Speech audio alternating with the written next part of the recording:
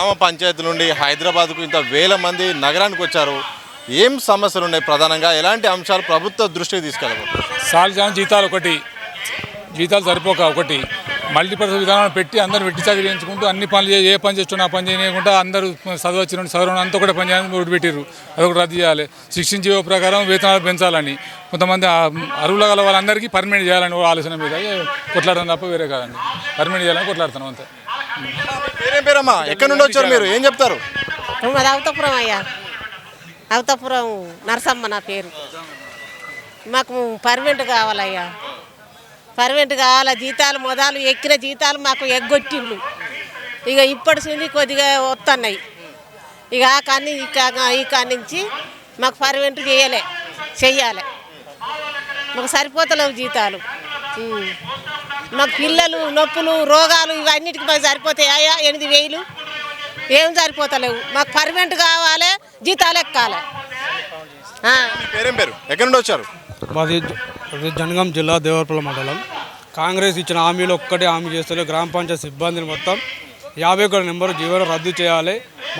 Multipurpose విధానం రద్దు చేయాలి. మాకు ఇచ్చే వేతనం కనీసానికి 15,000 వేతనం ఇవ్వాలి, పర్మనెంట్ చేయాలని మేము అప్పుడు పోయిన గత ఎమ్మెల్యే దయాకర ఉండే మంత్రిగా ఆయన సోదా ఇచ్చినాం పాలకుర్తి కాన్స్టిట్యూషన్లో. కానీ దీంతో ఆయన చిత్తశుద్ధి లేకుండా ఆయన పట్టించుకోలేదు.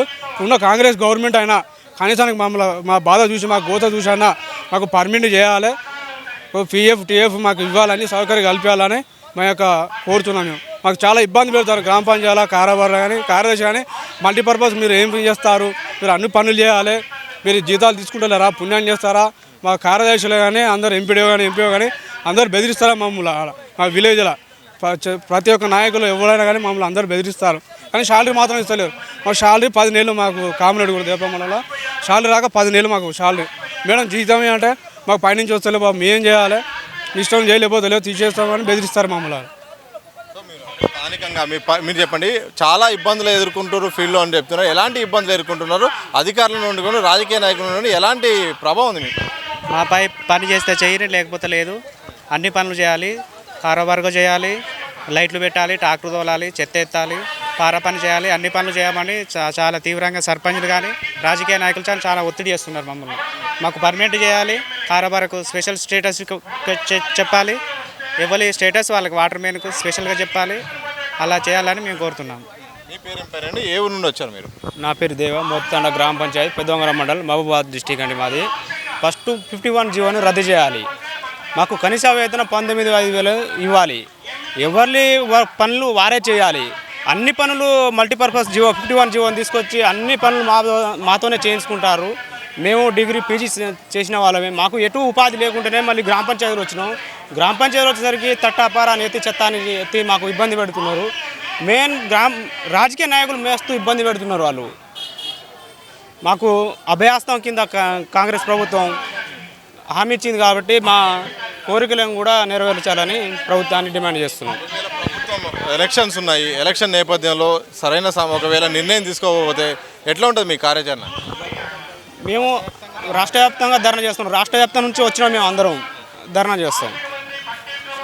ఎలక్షన్స్ ఉన్న నేపథ్యంలో ప్రభుత్వాన్ని కానీ ప్రభుత్వం సంబంధించిన మంత్రులు కానీ కలిసినప్పుడు వాళ్ళ నుండి ఎట్లా స్పందన ఏమని వస్తుంది? వాళ్ళు పంచాయతీరాజ్ కమిషనర్ ఆయన జీవో రద్దు చేస్తాడు, ఇవాళ చేస్తాడు, రేపు వస్తాడని దాటిస్తూ వస్తున్నారు. పేరేనా, ఎక్కడి నుండి వచ్చినవే? నేను యాదాద్రి భువనగిరి జిల్లా బొమ్మలరామరావు మండలం ఏడుకోట నుంచి వచ్చిన. మా ఊళ్ళో కూడా కొంతమంది అరెస్ట్ చేసి పిఎస్ ఉన్న ఊరు. నేనేం చెప్తున్నా అంటే 51 జీవోను రద్దు చేసి గ్రామ పంచాయతీ కార్మికులు అంటేనే చిన్న చూపు చూస్తున్నావు. ఇప్పుడు మేము ఎందుకంటే కాంగ్రెస్కు ఎందుకు ఓటేసినామంటే ఇప్పుడు మేము అప్పుడంటే బీఆర్ఎస్ ఉండి అది చేయలేదు.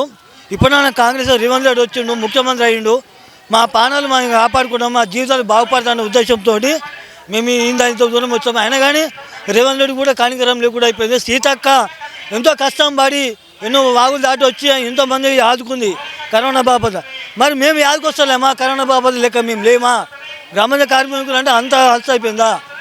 ఈసారి చేయకపోతే 21,000 జీతం చేయకపోతే రేపు వచ్చే 15వ తారీఖు నుంచి మేము స్తంభిస్తాం, డైరెక్ట్ స్తంభం చేస్తాం. సేమ్ రేవంత్ రెడ్డి గారు ఆలోచన సీతక్క మేము ఇంతమంది చెప్తున్నాము, మా ప్రాణాలు పనికి పెట్టినా సరే మేము ఇష్టపడే ప్రసక్తి లేదు. ఏం పేరు, మీరు ఎక్కడి నుండి వచ్చారు, ఏంది మీ సమస్య, ఫీల్డ్లో ఎలాంటి సమస్యలు? నారాయణపేట మండలం. మాకు జీతాలు చక్కగా వస్తలేవు, మాకు పనిముట్లు చక్కగా లేవు. యూనో బ్యాంకులో పని చేయమంటారు కానీ మాకేం జీతాలు మాత్రం వస్తలేవు సార్. ఇక గింత ఏమిచ్చటని చెప్తున్నాను. వస్తాయి, మీదికే రాలేదు, మీదికే రాలేదు. నేనేం చేయాలి? సెక్రటరీ అంటుంది మేడం, ఇక కారాబార్ అంటాడు, ఇటువాడు తిరుక్కుంటా ఇక ఆయన తుమ్ములు తుమ్ముతాడు. ఆయన కారాబారి అగో ఊళ్ళే మా మీద గట్లుండేది పరిస్థితి మాది. పొద్దుగాలు లేస్తే సీమలు దోమలు అన్నీ ఉంటాయి మా ఎంబడి.